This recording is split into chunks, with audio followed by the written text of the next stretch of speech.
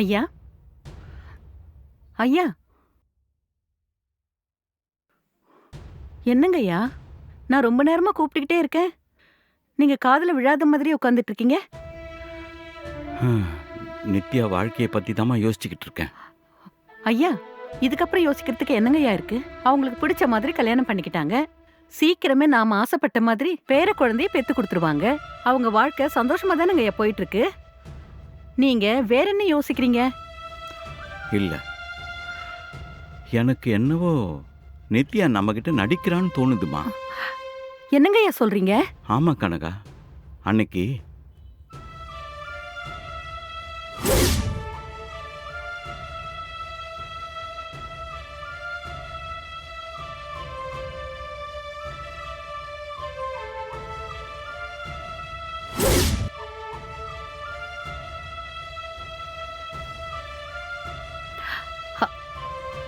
ஐயா, அவங்க வேற ஏதாவது பேசிட்டு இருந்திருப்பாங்க. அதுவும் அவங்க ஃப்ரெண்டு இந்த ரேவதி சினிமால இருக்கால்ல, அத பத்தி ஏதாவது பேசிட்டு இருந்திருப்பாங்க. நீங்க தப்பா புரிஞ்சிட்டு இருக்கீங்க ஐயா. ஆஹா இல்லை, முதல்ல நானும் அப்படி தான் நினச்சேன். ஆனால் நித்யாவோட நடவடிக்கை, அவள் பேசுறது, இதெல்லாம் பார்க்கும்போது சொத்துக்காக தான் அந்த பையனை நடிக்க சொல்லி கூட்டிகிட்டு வந்திருக்கான்னு எனக்கு தோணுது. ஐயா, என்னையா சொல்றீங்க? அப்படியெல்லாம் இருக்காது. நீங்க தேவையில்லாம பேசாதீங்க. எனக்கு தெரியும், நீ சொன்னா நம்ப மாட்டேன்னு எனக்கு நல்லாவே தெரியும். ஆனால் நான் சொல்றது உண்மையாக கூட இருக்கலாம்ல. சரிங்க ஐயா, ஒருவேளை எனக்கு அப்படி தோணுச்சுன்னா நான் வந்து உங்ககிட்ட சொல்றேன். அதுக்கப்புறம் நீங்க சொல்றதெல்லாம் நான் நம்புறேன். இந்தாங்க, டீ எடுத்துக்கோங்க. இப்போ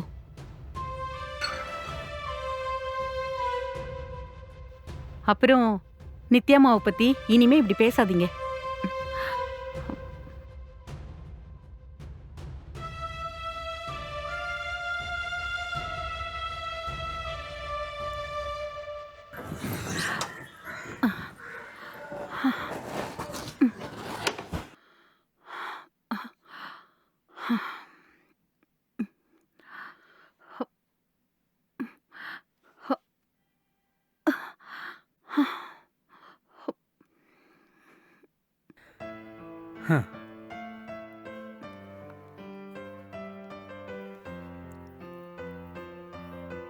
ஹலோ அம்மா, இனிமே நீ எதுக்குமே கவலைப்படாத, சரியா?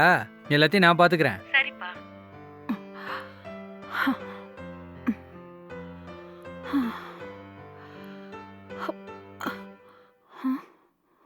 அப்புறம் இப்போ கொஞ்சம் காசெல்லாம் வந்துட்டு இருக்கு, நான் அனுப்பிச்சி விட்றேன். உனக்கு என்ன மாத்திரை மருந்து வேணுமோ நீ வாங்கிக்கோ. சரிப்பா. இன்னும் கொஞ்ச நாள் தாம்மா, சீக்கிரம் இந்த படத்தை முடிச்சுட்டு வந்துடுறேன், சரியா? சரிப்பா. கவலைப்படாம இருமா, நான் காசு அனுப்பி விட்டுறேன். உனக்கு என்ன வேணாலும் நேராக போய் வாங்கிக்க. நீ வேணா பாரு, பாப்பா இன்னும் கொஞ்ச நாளைக்கு தான் வேலைக்கு போக போகிறேன். அப்புறம் நானே அவள் ஆசைப்பட்ட மாதிரி படிக்க வைக்க தான் போகிறேன், சரியா? சரி, எனக்கு கொஞ்சம் வேலை இருக்கு, நான் முடிச்சுட்டு கால் பண்ணுறேன், சரியா? சரிப்பா. ஆ, ஓகேம்மா, சரி.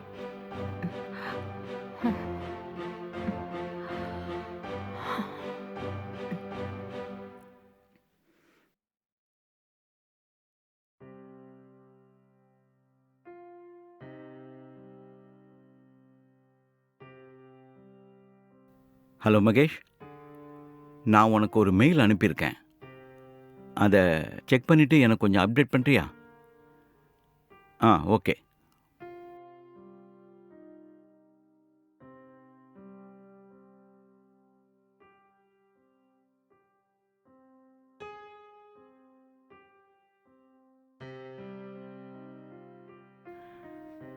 தம்பி விஜய், அங்கிள் வாங்க கொஞ்சம் உட்காருங்க.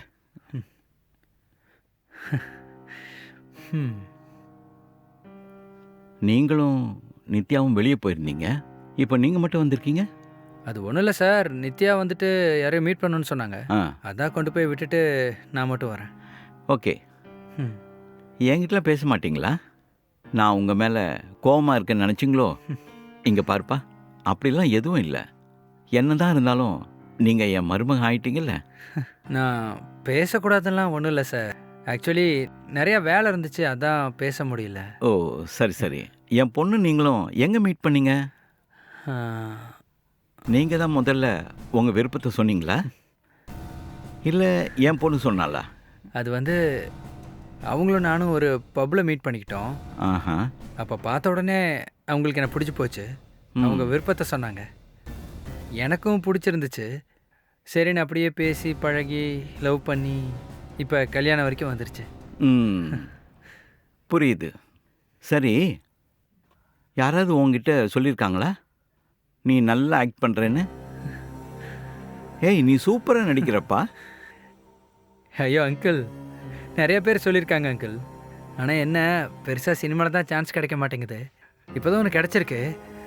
அதுவும் உங்களை மாதிரி ஒரு சீனியர் ஆக்டர் வாயால் நல்லா நடிக்கிறேன்னு கேட்குறப்ப எனக்கு ரொம்பவே சந்தோஷமாக இருக்கு அங்கிள்.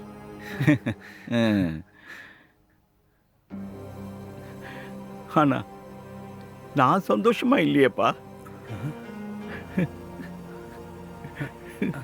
அங்கிள், ஏன் இப்போ அழுகிற மாதிரி நடிக்கிறீங்க? தம்பி, நித்யா என்னோட ஒரே பொண்ணுப்பா.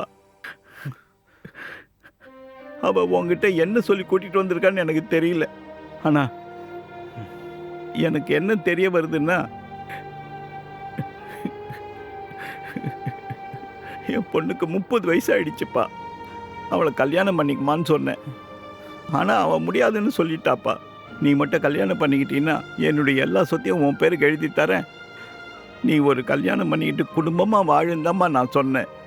அதுக்காக அவளும் அவன் ஃப்ரெண்டும் சேர்ந்து இப்படி ஒரு பெரிய ட்ராமா பண்ணி வச்சிருக்காங்கப்பா. விஜய், உங்க நடிப்பு, உங்க ஆர்வம் எல்லாத்தையுமே ப்ரொடியூசர் மேம் கிட்ட சொல்லிட்டேன். ஓ சூப்பர் மேம். மேம் நான் நல்லா நடிப்பேன் மேம், என்னை நம்புங்க. அந்த அளவுக்கு நாங்க அவங்களுக்கு ரிஹர்சல் கொடுத்து ட்ரெயின் பண்ணி வச்சிருக்கோம். ஸோ நீயும் கரெக்டா பண்ணிட்டேன்னு வச்சுக்கோ. எல்லாருக்கும் அட்வான்ஸை கொடுத்துட்டு படபூஜையை போட்டு படத்தை ஸ்டார்ட் பண்ணிடலாம். சரி மேம், நீங்கள் சொல்கிற மாதிரியே நடிப்பேன் மேம். அதுக்கு நல்லா நடிக்கணும். நீ நடிப்பியா? எனக்கு சோறு தண்ணியை விட நடிப்பு தான் மேடம் முக்கியம். நீங்கள் என்ன சொல்கிறீங்களோ அதே மாதிரி நடிக்க மாட்டேன் மேடம். என்ன நடிக்க மாட்டியா? அந்த கேரக்டராகவே வாழ்ந்துருவேன்னு சொல்லுவோம். ஒரு அப்பாவா என் நிலைமையில இருந்தாதாம்மா உனக்கு புரியும். ஐயோ சார், இது எதுவுமே எனக்கு தெரியாது சார். எனக்கு நடிக்கிறதுக்கு ஒரு வாய்ப்பு தரேன், அதனால ஒரு ரிஹர்சல் மாதிரி பார்த்துடலாம் அப்படின்னு சொல்லி தான் சார் கூப்பிட்டாங்க. அதில் கூட நீங்கள் நடிக்கிறீங்கன்னு சொன்னாங்க சார். உங்கள் பொண்ணுன்னு கூட சொன்னாங்க சார்.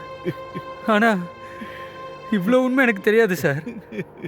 சார், நான் ரொம்ப பெரிய தப்பு பண்ணிட்டேன் சார். என்னை மன்னிச்சிருங்க சார். ஐயா, சுடுதண்ணி கேட்டீங்களே. தம்பி, எனக்கு எல்லாமே தெரியும்பா. நான் இந்த வீட்டில் சாதாரண வேலைக்காரி தான். ஆனா இவங்க என்னை சொந்த உறவு மாதிரி பார்த்துக்கிறாங்க. ஆனா பாப்பா இப்படியெல்லாம் பண்ணுவாங்கன்னு நான் நினச்சி கூட பார்க்கலப்பா. ஐயோ கனகாக்கா, நீங்கள் என்ன சொல்கிறீங்கன்னு எனக்கு புரியல.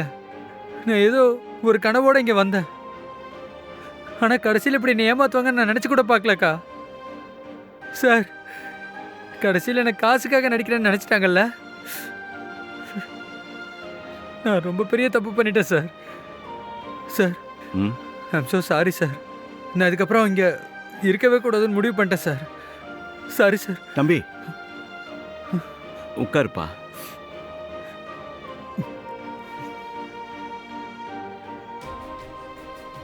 நீ இப்போவே வீட்டு விட்டு போனா என் பொண்ணுக்கு சந்தேகம் வந்துடும்பா. நான் அவகிட்ட நிதானமா சொல்லி புரிய வைக்கணும்ப்பா. எனக்காக நான் சொல்ற வரைக்கும் நீ இங்க இருப்பா.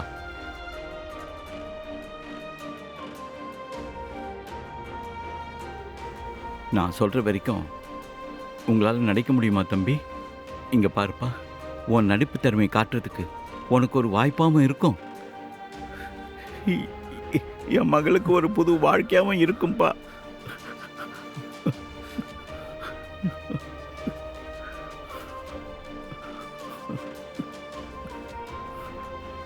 சரி சார், நான் நடிக்கிறேன் உங்களுக்காக.